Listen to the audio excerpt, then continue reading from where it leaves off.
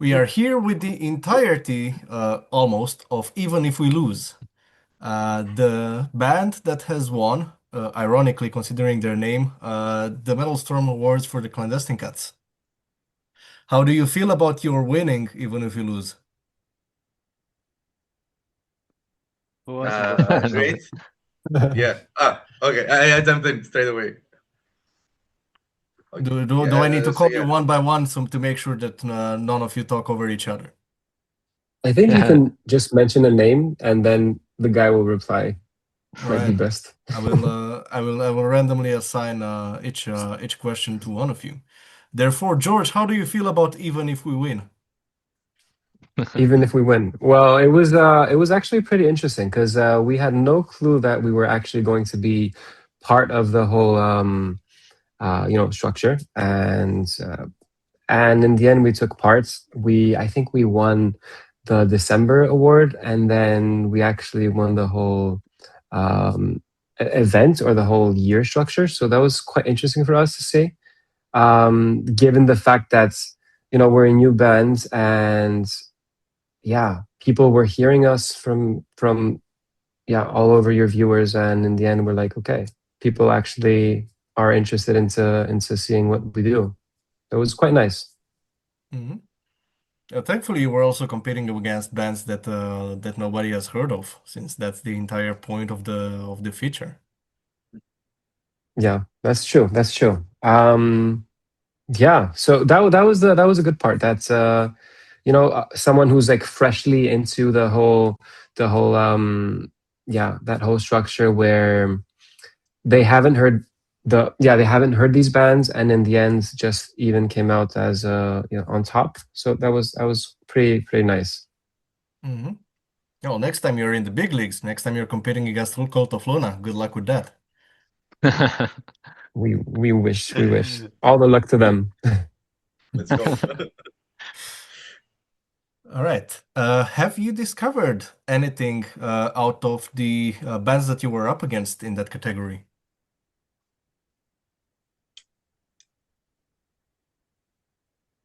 Who wants to take that?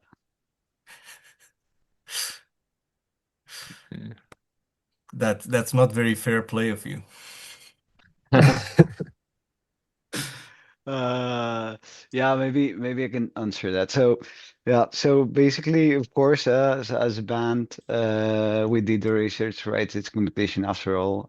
So we put it to the test a bit to check out the bands, what we're again, yeah, up against with, So what we're dealing with here. So we put up some listens over the songs. So to be fair with you and honest, I liked most of them also. Hmm. So I still hear most of the songs from those bands. Uh, but what we discovered basically is that everybody was unique, right? And this is what got us also a bit confused in the beginning because none of the bands had this kind of similarity with each other. So each of the band did their own thing, and in a way they were great at what they did. So it was really hard also to get to a conclusion of yeah, where what does Jera want to see. So the I think the honest answer would be that yeah, just go there and do what you do best and don't really care too much about the rest, right? So it's not about winning at the end of the day. It's just about playing music with yeah, people in bands that you like and being part of this kind of competition. So for us, mostly the prize was just to be there with those people, right? And Yes. being recognized as a band that really has potential, like also those bands that we were up against. But at the end of the day, it's also a bit of an opportunity, as we say, to also meet people, have connections in the scene as well, because we're just coming up as artists, let's say. So for us, it was very, very important to bridge that gap from being the unknown basically to being somebody somewhere, So this is a bit the biggest win that we had. So we completely defocused from all the, let's say, winning that big prize. Yeah, of course, at the back of our heads, everybody's head was like, we're gonna play Jera, right? So this is where we might end up there. So of course, this was the biggest moment. But yeah, apart from that, there's so much more to gain. Even if you lose, for example, then you still win something, right? Yeah, that's one way of thinking about it, but you did win in the end. We did, yeah. Uh, I w- uh, when researching for this interview, I tried to find an interview with your band. I Googled it, and I found a lot of what to do when you lose an interview, a lot of guides of what to do when you lose a job interview and whatnot. And then I thought when I searched for even if you lose band interview that I wouldn't find any interview with your band. And I found none, but then I saw one on Facebook. So for a little while I was so proud that I would get to be the first one to ask you all the classic what are your influences questions, where does the band name come from? But now we know. Now we know that one of yours, one of you has a favorite album that is hot dog, the chocolate starfish and hot dog flavored water. Yes. Yes. That's And me. that is you indeed. And one of the things that I found was the most, let's say, unique about your band is that you're all in the Netherlands, but you're all Greek immigrants in the Netherlands. But most of you have only met there in the Netherlands, right? Uh, yeah, only me and Spiros, we know each other from the university. So Mm-hmm. back in 15 years ago in the university, we were studying in the same town, and we had another band there, Mm-hmm. more on the stoner psychedelic wave that was existing at that moment in 2010, 2011. Yep. And yeah, Like half me and of Greece. Spiros, yeah, so yeah, the two of us already knew each other from Greece. Spiros moved in Netherlands 4 years before me. And yeah, when I came in Netherlands, of course, we were talking already, and we said, okay, maybe we can start something new. And we were both listening to Lot Post, so we said, okay, maybe let's try that instead of Stoner or something. Let's try something new.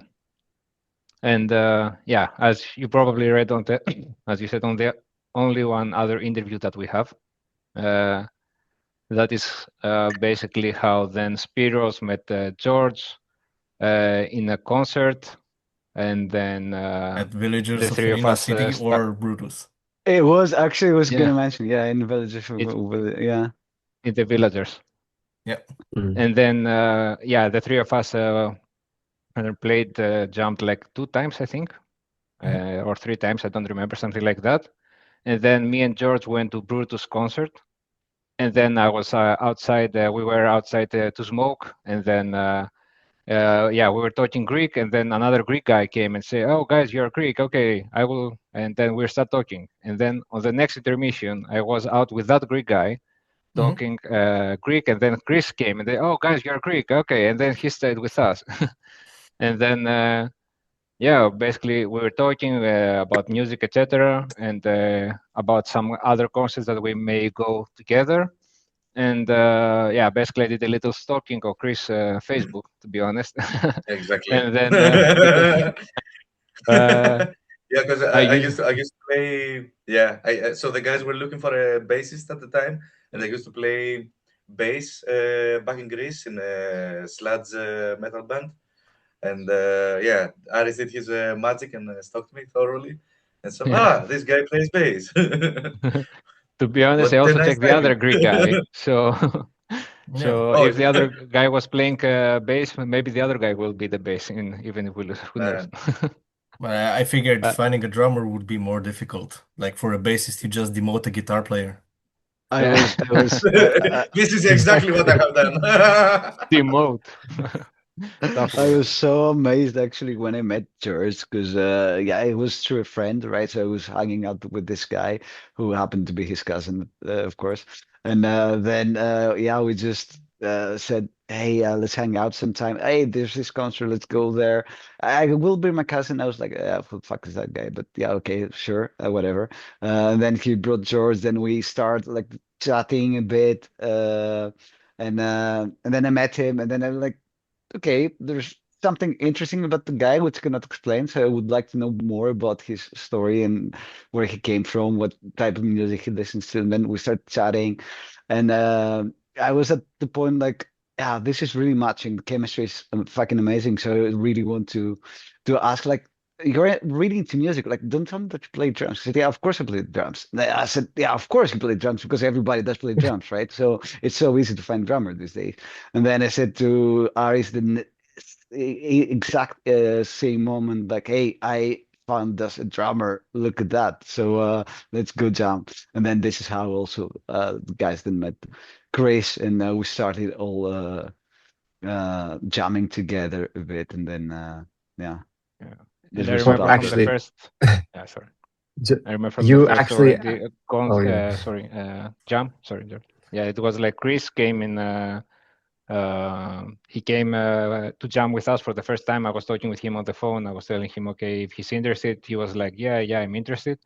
And I remember from the first jam, and when we went outside, like to drink a beer, we clicked immediately, like with Chris. Like in 10 minutes, without knowing this guy, we already were hiking. Like it was immediate, connection. Mhm. And then you found the Hungarian as well. We don't talk about that. Of course Uh, we do. Of course we do. Yeah. So the Hungarian, yeah, Zoltan is the latest addition to the roster. He's a great guy, a great guy. So if you also met him a bit of off the stage, let's say, he's great to hang out with, really down to earth, and really get together. So he's really he really fits our style as a person as well, which is the most important thing, right? You don't really do this just for music, so you also do it to have people around you who do like the same things, kind of same music.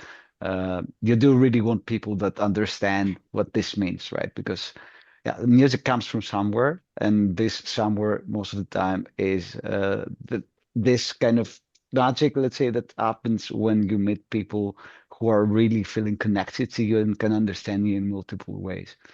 Also So this helps if is they're from mostly the Balkans. yes, great factor, great factor.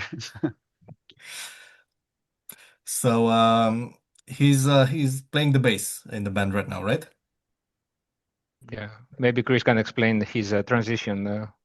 Yes. Right. Are you transitioning, Chris? Well, yes, I decided to transition and show my true self, embrace my true colors. Okay. So yeah, I joined when I met the guys. I joined the band as a bassist, and after a while that happened, I think like a year or something. Mhm. I started practicing like harsh vocals, like screaming, etc. And yeah, I saw that I really liked it. That I really like it. I got good at it, or semi-good at least. And at some point, I came forward to the band and said, like, okay, this is what I can do. Do you guys like it? Should we incorporate it to the music style? Because up until that moment, we were working as an instrumental, basically, band. So yeah, the guys were in for it. I was also in for it as well. We recorded the EP with me playing both the bass and doing the vocals. And after that happened, we had a discussion, and I was at the point where I basically wanted to do only vocals because I also like to move around on stage, and I have the tendency of being very expressive. So I could not do that while playing bass as well. And that's where we had a discussion to start looking for someone to take over bass, basically. So now you've delegated And the bass to somebody else. yeah, exactly. And got promoted myself. Yeah. I didn't want to make this comment, but I think I did, Chris. Thanks. It was made. So yeah, and at that time, George was also playing with Zoltan at another band called Dead Mask, where they play like melodic death metal. At least that's my take on the on the music. And yeah, we met Zoltan through Dreadmask. Um, we also how can I say, we also were really fond of him as well, like as a person already. Like he was good to hang out with. So when we had the discussion after we released the EP, Zoltan has already listened to the EP and he really loved it, the atmosphere, feeling, etc. So that also made him, you know, even more like keen and willing to get in even if we lose and play bass. And that's how it happened. Good. And from what I know, you recorded the album in Tilburg. Yes, at the Artichoke Studios with a great guy named Rene. Mm. Well, I was just in Tilburg like a month ago for Roadburn. For Roadburn. Ah, okay. Okay. Yes. Did Where you did see you? Outbreaker? Yeah, exactly. Yeah, Did you see Oathbreaker? of course I did. Damn. Bam. So all of you Man. attended, right? No, unfortunately. At least I didn't. Yeah. Yeah, damn. Well, then I will have to tell you how both Cult of Luna sets were and how good Oathbreaker was. And what other mentionable acts from the Roadburn that you saw? Boris. Boris, okay. Boris. Okay. And obviously because it's a Dutch festival, a lot of times you see a lot from the Dutch underground, which I think one of these days I won't be surprised if I see you on the roster, but knock on wood. Let's see. Let's hope. Let's hope. Mm. All right. Let's hope. The There are important indeed there is indeed a very nice underground that scene that fits the style of Rodburn, like especially the what's called the Douster Collective, which has Terzile and Fifth Alliance and and Noctambulist. Yeah, that's a very nice scene. Mhm. I think fitting to the Rodburn aesthetic. Indeed.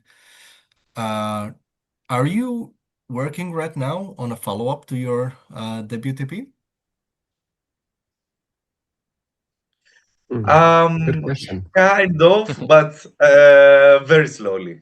Yeah. To be honest, we are really putting all our efforts, our main efforts now, on promoting basically what we have made. Mhm. Because Which is why you're here. yeah, exactly, and yeah, we basically want to spread the EP, basically, and let people hear it and get people to know it. We're also very grateful that we have had successes like the Clandestine Cut and the Guts and Glory win. And although we are trying to make new songs, basically, yeah, we deserve those wins from that EP. So, yeah, our main efforts go there. And we are slowly working in the background on new songs. So right now it's still in like the brainstorming phase. You don't have like anything that's actually finished or a concept in mind for what you want to do with the next record.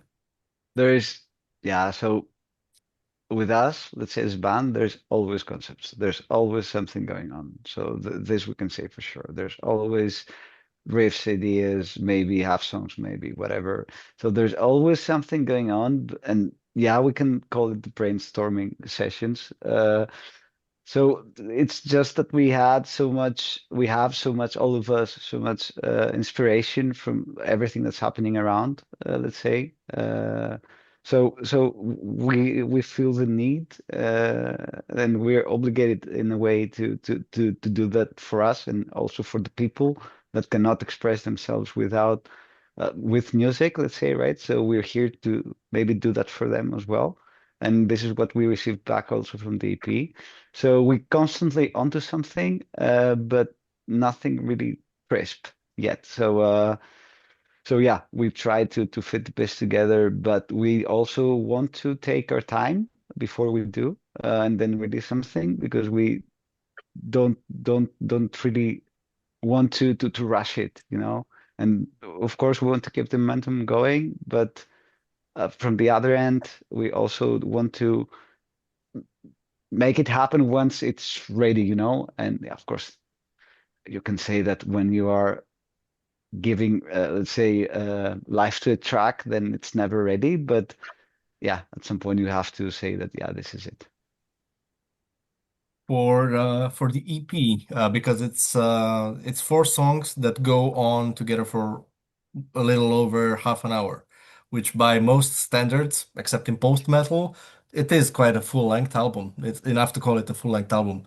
Did you decide to make it an EP because you wanted your first step into releasing music to not feel as if you're making the last step towards actually having a full length, and make it more bite-sized or less having less stakes?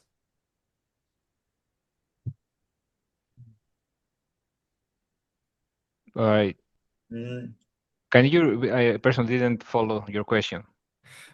So did you release it as an EP because you wanted Mm. the perception of it to feel like it's not the last step, the final step? Uh, eh, I, yeah, you want? Actually, Yeah, um, can I?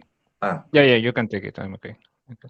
nice, thanks. So, I'm okay. This is actually a very nice question, and I'm going to say my personal opinion on this. I think that we named it as an EP at the beginning because we imagined it as our first step, indeed, not a full length, full production,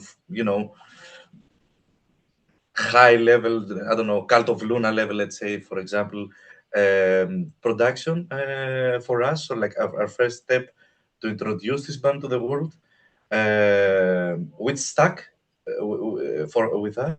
But we're working on it. In the end, the result became really good, like on a really on a professional level. So yeah, at least that's my feeling on it. Yeah, So I agree. I you think it was somehow, without saying it, everyone had the same idea that okay, this is not a full album. We're going just for, yeah, as Chris said, let's start with something. So we start with an EP. We won't go full production, full master, full mixing, everything. Mhm. We just want to, yeah, put the ideas that we have now. Let's see how it will, how people will resonate with it, and then yeah, it's going well. So we are all want to go for a full CD, of course. But I think, yeah, as I said, even without saying it and without agreeing, we all know that, okay, for the first one, we go for an EP. We don't go for a full album. Maybe with the next one, I don't know. We are not sure yet about how we will proceed, but yeah. Yeah, it's one of those things, right, that you do have in mind a concept, and it's one of the first tries. So every time that we discuss it and how we want to do it is, yeah, let's just go with it. Let's just, it's what I mentioned, basically ties really well with the previous answer. So this is when you say that something is ready, maybe it's not, maybe it's never ready, maybe it is, you're not sure, but at the end of the day, you just want to make the step, right? So you want to make the breakthrough, and you just want to be heard. So it's not a full length because we have not decided yet on the paths that we want to follow as a band, right? And which exact path we want to go and set up our sound and our style and our, yeah, our lyrics and all of that kind of let's say yeah, all of that vision, right? Which engulfs most of the what the music is about. So for us then, yeah, we took the decision. Okay, let's just go for a P for now. Make a test, like um, put it to the people and let them decide in a way. and then we can find it along the way. And do you feel now that you have learned what you needed to learn from the process of making it, that you're ready to tackle making a full-length product? Yeah, maybe 60-70%. Of course, it's never going to be 100, maybe 80. I don't know. At some point we reach that, but I think we know more than enough to start up something. Huh? We still don't know if it's going to be a full length, but we have lots of information so far. That's good. Uh, what I wanted to ask is, do you think that Greece is part of the Balkans culturally? For sure. Of course. For sure. All right, we have it. It's 4 out of 4. Now, is Hungary part of the Balkans? Why not? Let me take this. So I'm saying in Eastern Europe, whatever this means, right? Including maybe Greece to the Eastern Europe, we all people that come from that area share similar kind of backgrounds. What I mean with country leaderships, with the quality of life, with all the goods and the bads as well that are involved in a country like Eastern Europe, within one country of Eastern Europe, let's say. So everything that we left behind to come here, which clearly was not for us, maybe also for you, Radu, from what I'm understanding. So all of those things create a bit of a culture that we say is the Balkans. So now I don't see it geographically, of course. I just see it as cultural aspects, which for me, if you tie those bits and bobs together, then you have something that we might call the Balkan. So for me, everybody who feels the Balkan is Balkan. That's a good answer. Uh, how much do you feel like the shared, so it's less about you all being from Greece. It's more like all of you having this experience of coming from a place and going to a place and all the struggles and uncertainty that comes with that. Uh, how do you feel like even if we lose, would have sounded like if you met in Greece? Ooh, that's a nice one. That's a nice question.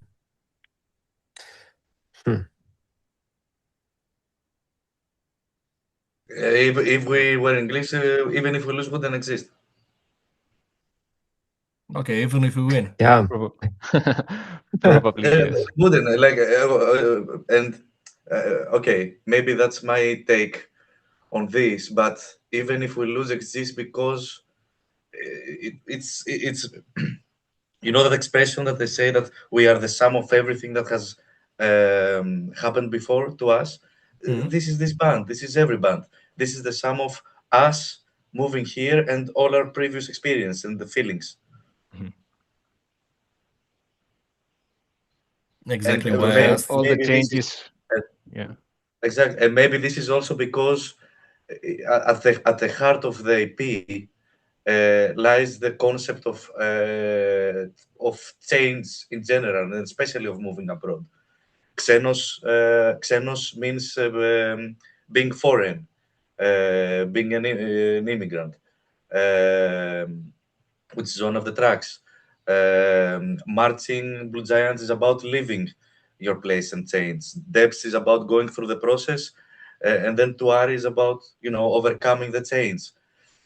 So yeah, that's a very nice question, but at least for me, I cannot think of even if we lose anywhere else with no other people. It's us. As Chris said, if we didn't have the mindset that we have now when we met, we will have other experience, and so we will have different mindset. So it will be, it will be maybe different even if we lose. It wouldn't exist, or it will be completely different. Maybe they will play grindcore even if we lose. I don't know. That's a good one. Yeah, the mindset behind the songs is just on our personal experiences.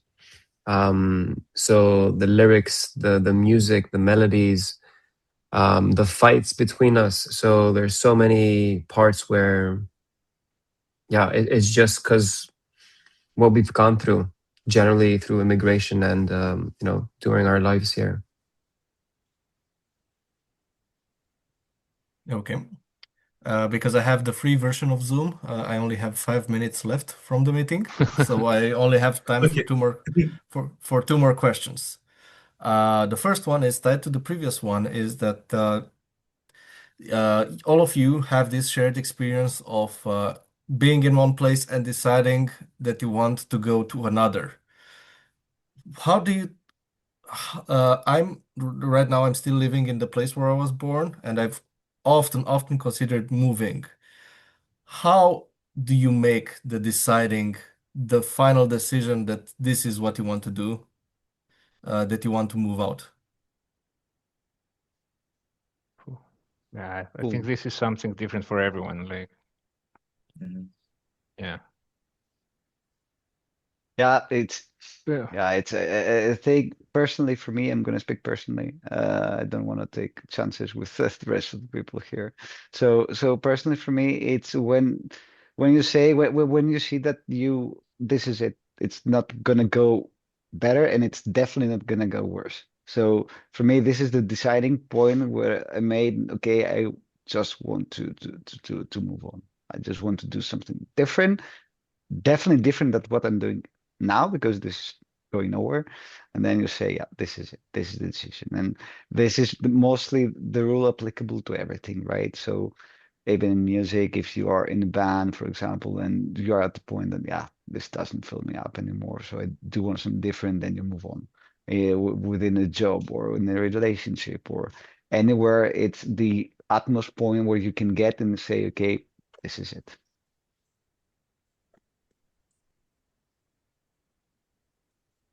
Fair enough. Yeah. If we go around of each one, I would say fast. Yeah, for me, it was at the moment that I felt that Greece doesn't fit me anymore. Let's say I don't feel nice in Greece anymore. I need a new change. So Greece was not. As I say, it didn't feel like home anymore. So I wanted to find a new home. So that's a fast answer for me. George? That's interesting. I think it resembles both Spiros and Artis's answer, honestly.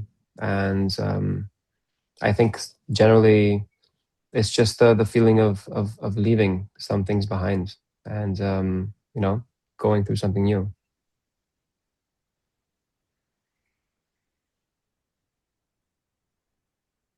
Oh, okay, so yeah, now it's my turn. So yeah, kind of, yeah. For me, it was yeah, basically moving, yeah, taking the next step to something new, because it was after the coronavirus at 22 when it started, you know, traveling measures started opening up, and I was at the moment in Greece where I was like, okay, this is not going anywhere. My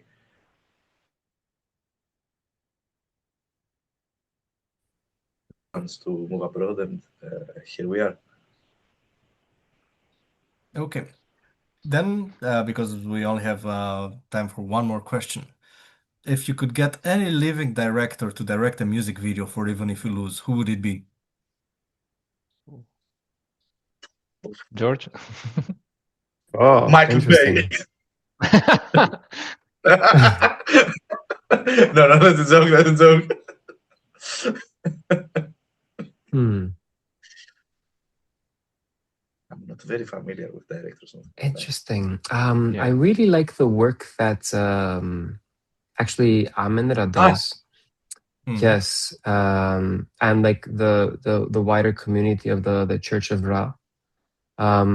So I think somewhere there we would actually try to focus on artists that have that kind of that mood board, let's say. So I think that we would focus towards yeah, that viewpoint. Yeah, that's a good one. All right, so not Yorgos Lanthimos. Fair enough. No, that I Yeah, don't know. yeah. I would You say wanted that answer. I would say Tarantino, to be honest, but yeah, I don't know for the rest. That's a good one. Nice, that's a good one. I thought of Hitchcock, to be honest. Also, yeah. I don't Yeah, think that yeah, counts yeah. as living. Oh yeah, you mentioned the living one. Indeed, indeed. Yeah. Well, Right. That's Tarantino it is. Tarantino it is. That's it from my side. Thank you for taking the interview with us. Awesome. Thank you. Thank you so much. Hope to hear Thank you so much. whatever you come up with next. And Awesome. have a nice We'll, rest of the day. You Yeah, you too. too. Have a you good too. Thank you so for your much. time. Thank Thank you you for so having us. much. Thank Cheers. you, guys. Bye. Bye. Bye bye.